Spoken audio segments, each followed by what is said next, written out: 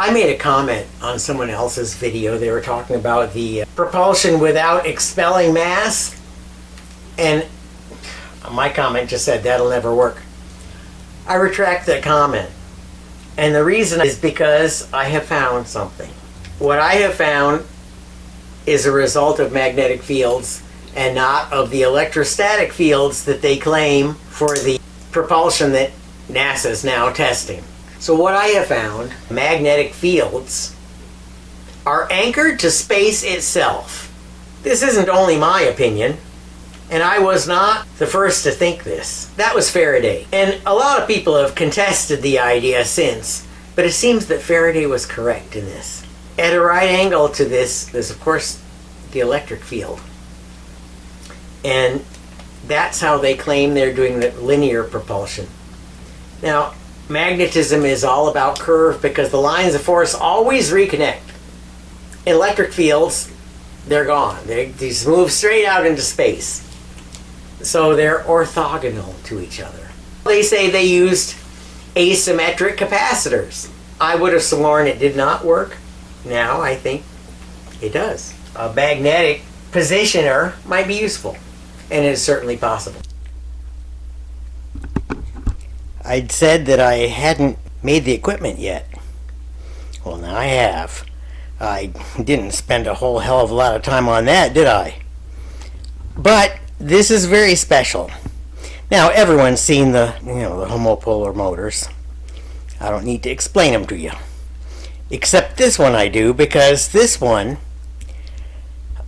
look, every aspect of the stator, well, it has no stator, but all the stationary parts are anti-magnetic.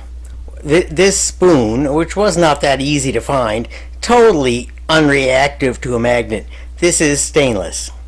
There's a lot of stainless that's partially reactive. Now, I had to tie this to something that's super anti-magnetic. Obviously, I've been drinking the Kool-Aid. Oh well. Now, I have a power supply. Yes, that is a twin reverb transformer, which is the secondary is plugged into the wall. No, the primary is plugged into the wall. The secondary is the low impedance, very low, and that goes through the bridge rectifier. I'll keep far away from that rotor. And is it plugged in? Yeah, I'm sure it is. Clip it on there. This commutator does not make good. There we go. And we have rotation.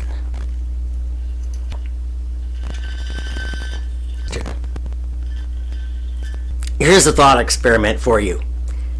Take a hex nut and tie it to a string and swing it around your head. Now, rotate the room. That doesn't make any difference, does it? If you rotate the room in sync with the string you're spinning around your head, and you can rotate the whole universe if you want, it's not going to do a damn bit of good because position is not relative. This experiment says something. I'm sorry to stare at it for a long time. Let me do a close-up.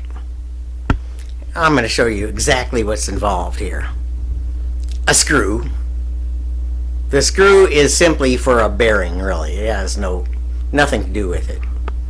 The magnet. The magnet is the field. It is also the rotor. And the motivating force would be the current that's going from the outside of it to the center position. And there's the drain for the current, but it's an average center position because, of course, current goes through that whole bar. Now, I know current's only supposed to go through the outside. That's bunk because we're looking at DC here, and it goes through the cross-sectional area. And if you don't believe it, look at the Merck index. It has conductivity by cross-sectional area. This force is very weak. Now, I'm going to go to the whiteboard. One reason my videos are bad is because I shoot at all hours of the day and night. Oh boy. Okay, I have shown you now how to make this motor work. Let me show you how to make it not work. I have heard the explanations of how this motor works, and so have you. And you know, the field extends up around here and it's supposed to cut through that wire. This is a disc motor. What I did here is I put a loop of tape, you can't see it, it's clear tape, right around the middle of that magnet. So now it does not conduct. Now I have it hooked up, I have it plugged in the wall, but you see it can make no sparks. Now I'm going to hook this directly to here and let's see if we get any motion. Well, I got some motion because I jiggled it. Now turning it with my fingers, I feel no difference to the right or left. I can't make it spin because it won't spark to the middle. But this is sure sparking. That's current. Plenty of it. They look so comfortable. But I look so tired because of them. I don't care which direction it goes. You know, I don't even really care how well it works. I care if it works. So, anyway, right-hand rule refers to from plus to minus. And it gets confusing when we're using other components like tubes and transistors. So, please just, hey, you have a left-hand rule if you need a rule. For electron flow, let's only talk about electron flow from now on. It just doesn't apply because we're doing a different, we're cutting lines from a different direction. And you know, there's more than one way to cut a line. And so I'd rather talk just in X, Y, and Z, right? So we know if we have electron flow in the X direction, we can talk about, we can assign, you know, B. So sometimes it might be easier to talk in terms of a polar coordinate. I did not expect this result, and you know, I think it's wild, and it gives me that spooky feeling like, well, maybe there's something more out there that we don't know. And this is really the very best evidence I've ever seen for the existence of Santa Claus. Because look, Santa Claus controls the North Pole, right? And he never goes to the South Pole. So he's like homopolar. And then as far as this, you know, traction on space or being able to position, well, Santa needs all that. Because you notice reindeers, they're flying. And so obviously Santa's in control. Now, it's true about Santa Claus, but don't tell anyone. So now, our little motor. I may have some advantages that Maxwell and Faraday didn't have. I have access to small, powerful magnets, and I have access to very good, well, as good as they get, thermocouples. And, you know, because of that, I've been able to do a couple of experiments that perhaps they weren't able. I will always wonder if Faraday did this one. So, I just, an hour ago, ran another experiment on the Kool-Aid motor. I put a loop of tape around the magnet. So now, this wire coming down could not contact the magnet. And I'll show you what I did, but let's talk about it here, because I'm here. So, I touched the current to here, and it didn't work. It would not turn. Yeah, so Lorenz has us looking at this, and saying, well, look, we have a wire going down here, and this wire comes up here and cuts through these lines. Well, you know, it seems to me from that experiment, you can judge for yourself and see what you think. You saw, I touch the wire here. That is, now like the magnet can't touch, even though I energize, and I've got electrons flowing this way up through the wire, and they're cutting through all these lines. It seems that just like my experiment that showed the flux fungible, it does not produce any force. This is the explanation you hear all over the internet. You know, an explanation for this motor is iffy in the first place. But I think Lorenz got that one wrong, because, you know, maybe that did not come from Lorenz. Maybe Lorenz was only talking about this segment right here. Because this segment right here seems to be the only place where force can be produced. Now, you saw it. I don't know. I do my best to simplify these experiments to the hilt. The first thing I did, of course, was take the damn battery out of here. You know, having current go through the cell. For one thing, it gets hot because we're trying to get a lot of current through here, because the force is very, very weak.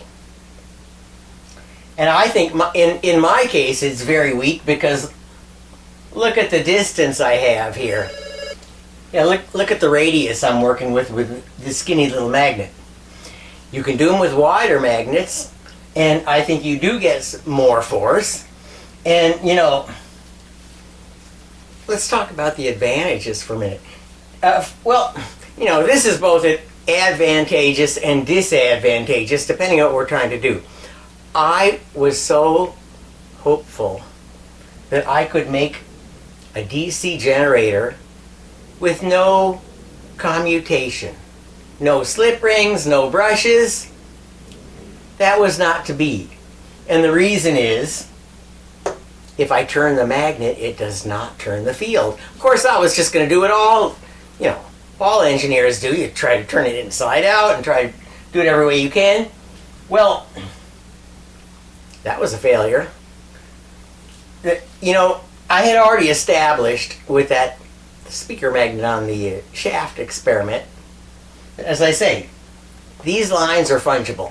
One line of force is as good as the next. As long as there's no change in flux density, you're getting neither force nor voltage that I can measure.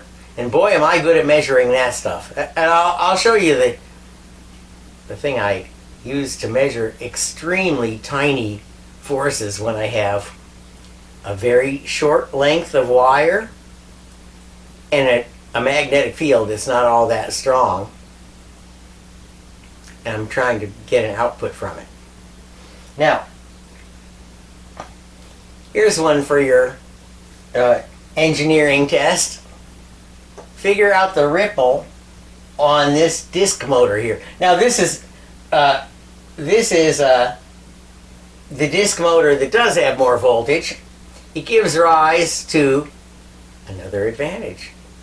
Now I can make a DC source. Let's say I have a rotor of some sort. I don't know what machine it is, but whatever it is, I want to get DC to this rotor, and there's no room for slip rings. For some reason, they're tied up with other commutation for something else. I don't know what it is. But if slip rings are a problem, and you've got to get, maybe it's inside something else, and there's no way to get in there. Well, you put this in there, and let's see, it's inside a rotor, so it's rotating. You put this in there, and you solder the wire to here, and you solder the wire to here, And since it's turning, the whole thing is turning except for the magnetic field, it's going to output DC. And there's a useful application. Now these are useful because this, by the way, this is your typical Faraday disk generator. The people who are watching this video know all this stuff. Anyway, yes, no ripple. A DC motor with no ripple. Tell your engineering class about that. What these are very good for is driving superconductors, because they put out a lot of, it sounds silly, but hey, right now we're going to have to think about driving some superconductors because of what they're doing. They put out very low voltage, but they put out a lot of current. Perfect for the superconductor. When I was at UCLA, I used to sometimes hang out down at the Tokamak. Well, I only did it a couple of times. I sat in on a couple of meetings. They said, well, you probably won't learn anything. That was wrong.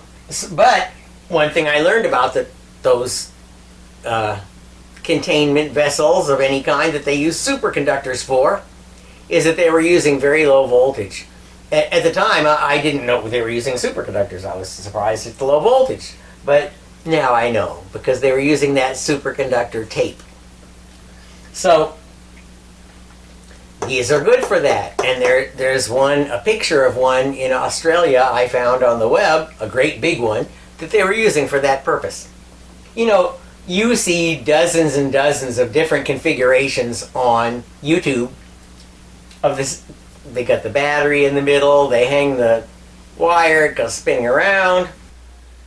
Well, it's gotten tough. Back here in experiment world, this subject really lends itself to producing misinformation, and I'm not going to do that. So I have been doing a lot of experiments to verify my claims and verify my conclusions, and I've been proven wrong. I try to prove myself wrong. Sometimes I'm successful in proving myself wrong. So a lot more experimentation will be done on this. And let me introduce you to some of the cast of characters. The physics toys, the axle, the large speaker magnet. Now, I have a plan. Now, let me first tell you what I've done. I've had this, other ones like it too, but this particular one with many turns of wire around it. And you know, we're engineers. We can make the magnetic field go where we want. And I did. I put spacers here. Now, I couldn't rotate it. I didn't know then what I know now. But what I could do is I didn't move the wires, as I think I told you before. Put a current through it, and a big one. And I got a little bitty movement in the wire. Now, this is a good time to talk about cutting lines. They're farther apart, and we can interpret that. We can signify flux density for that. I mean, what is a line of force? Is it really a line? It's really a gradient of some sort. I'm not going there. I'm going other places. I don't have to cut a line to get a voltage. Let's say I have this piece of wire, and I have it hooked up to my terminal, so it's a circuit. Well, clearly, I can start here. I'm not going to cut a line. I'm going around like this. Now, it's already happened. I have become less influenced by the flux of the North Pole.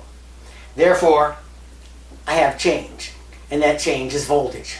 Now, I keep going here. Again, the voltage change, and look, I'm not even going to go over here because the complexity is more than I want to talk about right now. I love to simplify things as much as possible.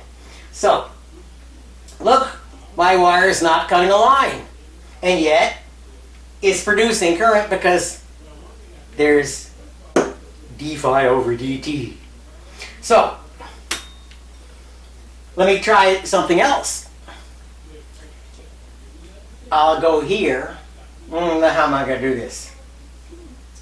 Well, what I was going to do is cut a line and make very low or no voltage, but that's what you've been looking at all day. So, you know, this is the way to get voltage. I mean, that's what motors do. When we design a motor, we don't do it the way that develops almost no torque.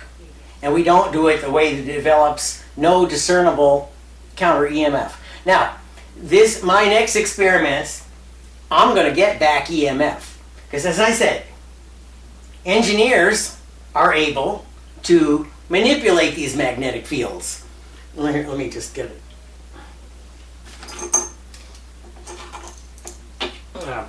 And more of the cast of characters here.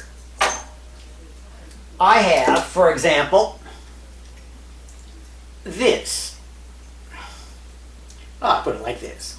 No, I'll put it like this. These are not magnets, this is iron. And the rotor would go, well, it could go through a hole if there is a hole, but it goes around the edge. In this particular case, there isn't one. Now, I've tried every shape of rotor, as you can see. All these rotors have the winding, the single winding, so pathetically far off. There is very little in the way of torque. And that's why the disc motors work so much better, because when you want to spin this magnet and you have something in the middle, well, this is where the flux density is high. So, of course, going the other direction too. It's going this way, or if you want to assign north. I haven't yet. So I have all these things, and they all suspend different ways, but that's what these are for.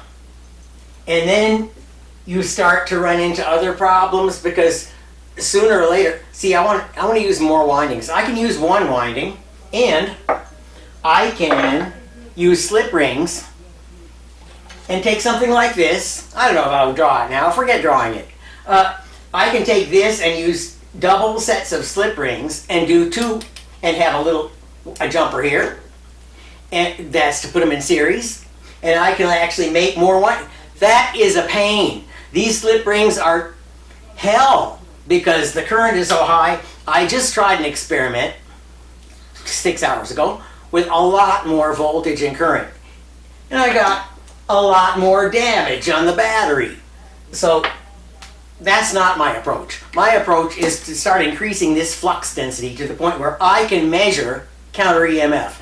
Otherwise, I'm not going to get to the bottom of this. And I am going to get to the bottom of this. Now, here's what I can do. We know what I can't do, and boy, it's been tough. But what I can do is use a very small air gap and a lot of windings. Now, after I wind it, see, if I wind it, it's going in here, it's going out here. I'll take the top plate off, and I'll put it back on too, in a C magnet configuration. So, I put the windings around here, and well, it's going this way. It's going the other direction coming out, but that's the opposite pole, so it's okay. So it should add. And now, we know it doesn't do anything in most cases. But anyway, I have a strategy.